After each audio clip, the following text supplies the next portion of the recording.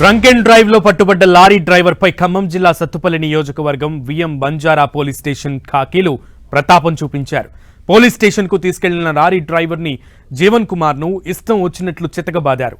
పోలీసుల దెబ్బలు తట్టుకోలేక లారీ డ్రైవర్ పోలీస్ స్టేషన్ పై నుంచి దూకాడు. దీంతో అతనికి వెన్నుపూస విరగడంతో పాటు పలుచోట్ల తీవ్ర గాయాలయ్యాయి. విషయం వెలుగులోకి రాకుండా జాగ్రత్త పడ్డ పోలీసులు బాధితుడిని ఖమ్మం ప్రభుత్వ ఆసుపత్రికి తరలించారు. అనంతరం కుటుంబ సభ్యులు బంధువులకు ఫోన్ చేసి ఆసుపత్రికి రావాలని సూచించారు. అక్కడకు వచ్చాక జరిగిన విషయం చెప్పడంతో కుటుంబ సభ్యులు తీవ్ర ఆందోళనకు గురయ్యారు. అయితే ప్రస్తుతం లారీ డ్రైవర్ పరిస్థితి ఆందోళనకరంగా ఉండటంతో కుటుంబ సభ్యులు అతన్ని ప్రైవేట్ ఆసుపత్రికి తరలించి చికిత్స అందిస్తున్నారు. ఈ విషయం వెలుగులోకి రావడంతో పక్కదోవ పట్టించే ప్రయత్నం చేస్తున్నారు పోలీసులు.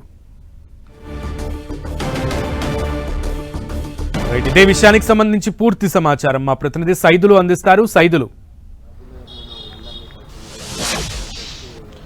సునీల్, డ్రంక్ అండ్ డ్రైవ్ లో దొరికిన లారీ డ్రైవర్ ని పోలీసులు చితకబాదారు. ఆ దెబ్బలు తట్టుకోలేక పోలీస్ స్టేషన్ పైనుంచి దూకి బలవన్మరణానికి పాల్పడ్డాడు.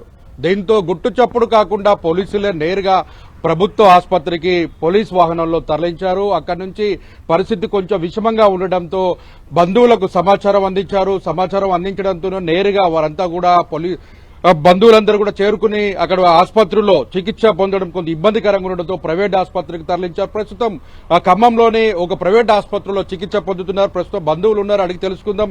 అమ్మా, ఏం జరిగింది?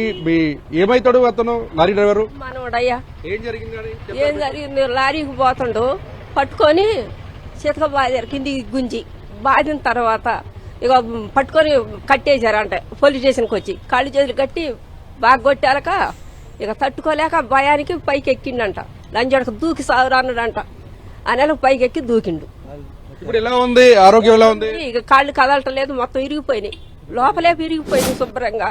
అమ్మ అయ్యలేరు, ఎవరు లేరు, మీరు ఆదుకోవాలయ్యా ప్రభుత్వం అంతా. ఒక తల్లి తండ్రి ఎవరు లేరు, ఒక అమ్మమ్మని ఇద్దరు మేనమాలు రాయ, మాకు కొద్ది న్యాయం చేయండి ప్రభుత్వానికి చెబుతున్నాయా. మీకు వందనాలు.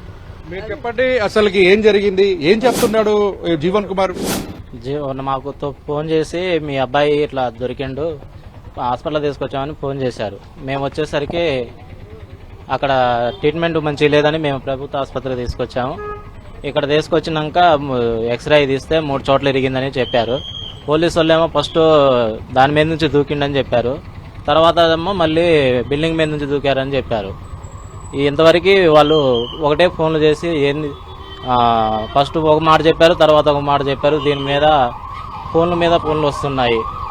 పోలీసులు ఏమంటున్నారు ఇప్పటి వరకు?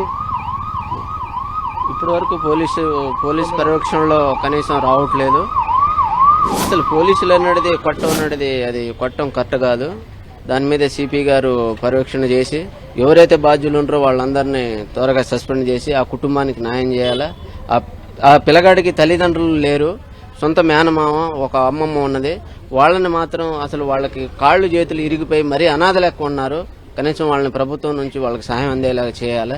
త్వరగా సిపి గారు త్వరగా వెళ్లి ఆ పోలీస్ స్టేషన్కి వెళ్లి పరీక్షించి తొందరగా ఆ కుటుంబానికి న్యాయం జరిగేటట్టు చేయాలని కోరుకుంటున్నాను. చెప్పండి, అతను డ్రంక్ అండ్ డ్రైవ్ లో దొరికాడు, తాగి డ్రైవ్ చేయడం వల్లనే ఆయన మీద కేసు పెట్టడం తప్ప తమేమి కొట్టలేదని పోలీసులు చెప్తున్నారు. మీరేమంటున్నారు? సార్, కొట్టారండి. కొట్టబట్టే అట్లా తీసుకున్న చర్య.